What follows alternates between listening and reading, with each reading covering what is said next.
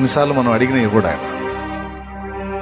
మనం అడుగుతాం, చాలా విజ్ఞాపన చేస్తాం, మొర్ర పెడతాం, ఇవ్వడు ఆయన. బాధ కలిగితే. కానీ గుర్తుపెట్టుకో, ఇవ్వలేదని నువ్వు ఆయన తృణీకరించొద్దు, ఫీల్ అవ్వద్దు, నిరుత్సాహపడద్దు, అందలేదని దుఃఖపడద్దు, నేను ఆశించింది నేను పొందలేకపోయానని చింతపడద్దు. ఆ పరీక్షలో నువ్వు పాస్ అయితే నువ్వు ఆశించిన దానికంటే ఉన్నతమైన దాన్ని నీకు ఇస్తాడు ఆయన. నువ్వు ఒకంత అడిగితే 7 అంతలు ఎక్కువగా ఇస్తాడు. అనుభవం. ఒక దానికోసం నేను అడిగా, ప్రార్థన చేశా, విశ్వాసం ఉంచా, ఎదురు చూసా, ఇవ్వలా.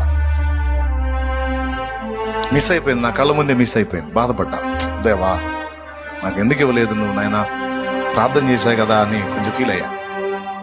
దేవుడు మౌనం. అయితే అంతే, ఇంక ఎక్కువేం బాధపడలే నేను. సరే, అది ఇవ్వలేదంటే నా తండ్రి ఏదో కార్యం వేరుగా ఉంటుందిలే, ఆయన ఆలోచన వేరుగా ఉందిలే, ఎందుకు నేను ఇబ్బంది పడాలి, ఆయన చిత్తం